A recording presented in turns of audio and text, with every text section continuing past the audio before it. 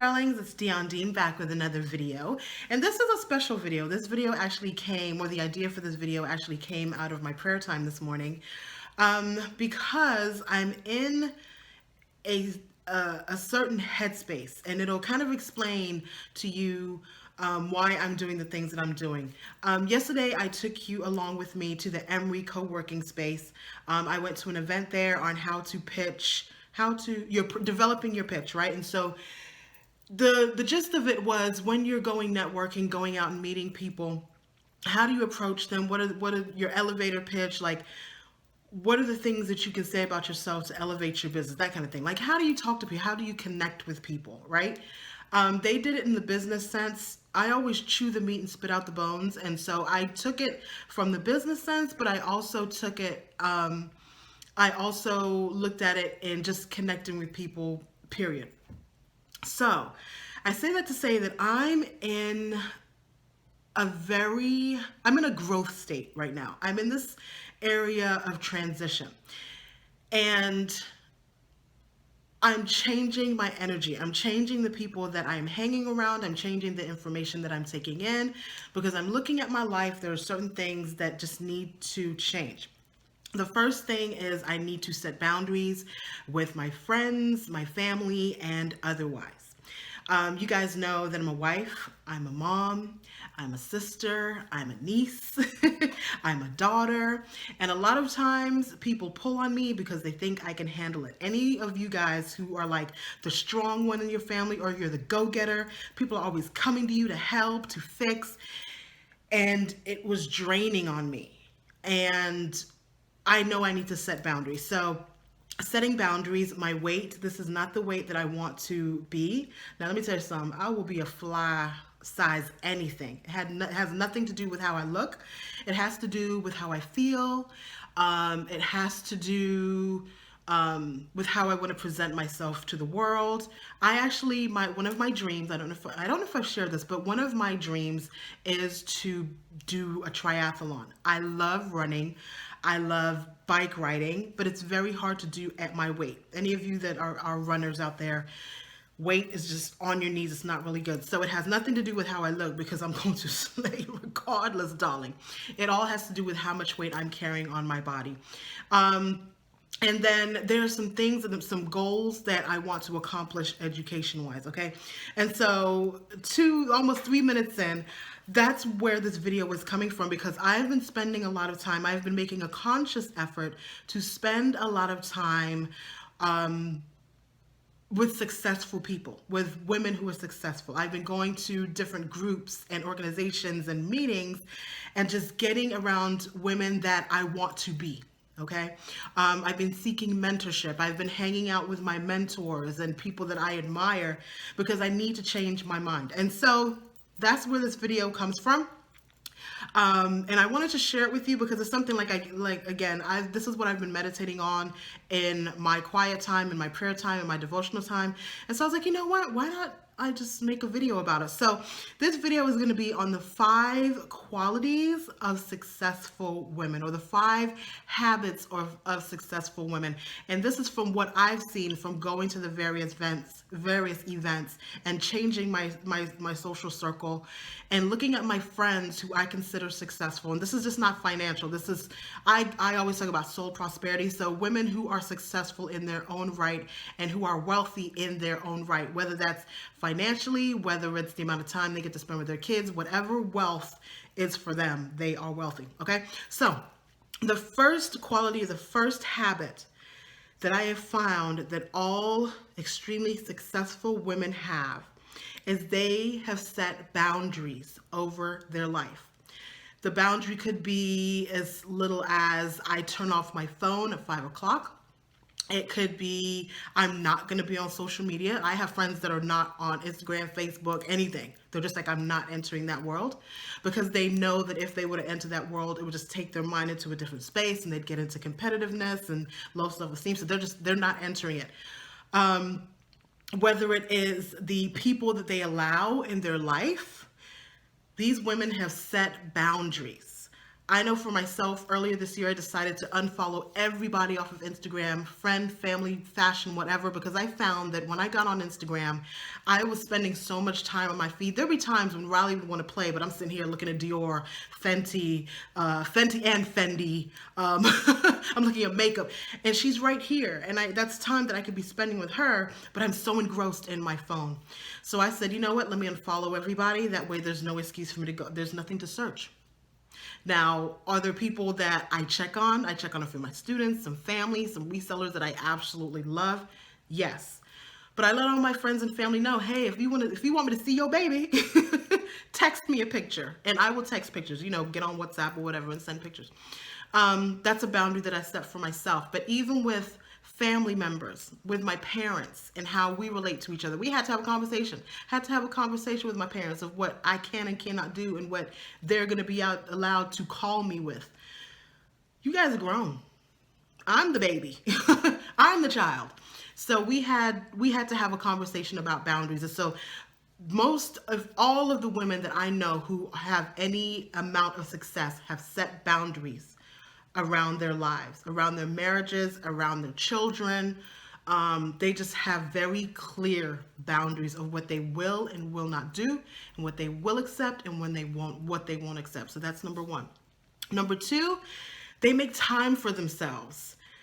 Every event that I go to, every woman that I go to, they have scheduled time for them to go and work out, whether it be yoga, Pilates, a run, whether it's getting a facial, whether it's getting their nails done, their feet done, their hair done. They make time for themselves, and nothing is going to stop them from doing that thing. They have made up in their mind that this is what they're going to do. They're not going to miss a Pilates appointment. If you have a conflict meeting and you can only meet at one time, but that's their Pilates time or yoga time or they're not rescheduling, because that's time that they set for themselves. This is something that I have to work on, because it's a lot. My parents call me, your dad has a doctor's appointment tomorrow, can you go? Well, why? You knew you had this appointment 2 weeks ago. Okay, let me shift some things around. No, I'm not doing that. No. I'm setting this boundary. Whenever you set the appointment is when you need to call me and tell me that this appointment has been set. Don't tell me the day before. Especially if I have a nail appointment. No, I'm not missing my nail appointment for that. You should have told me. Like, whatever. Tell your doctor to make some notes. I'm not doing it. These are examples of what I have been doing to myself. And so I've realized that women who are very successful, they make time for themselves, and nothing is going to keep that. Nothing is going to take from that time.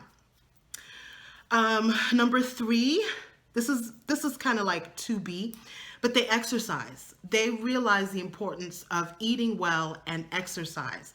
They don't see it, and it's not for vanity's sake. When you talk to these women, right? When I talk to my friends and women that I meet, they're not exercising for vanity's sake. Yes, they want to fit into their clothes. They spend money on their clothes. They want to fit into their clothes. But it's more for sanity's sake. They need that time, or this time, to just go away for an hour or 2 hours and just be. A lot do yoga because it's that same meditation. It helps with meditation. I have a friend the other day, we were talking about yoga, and she's like, girl, I just go to get a good hour of sleep, because yoga, it relaxes her so much that she just falls asleep, and the yoga instructor lets her sleep for that hour.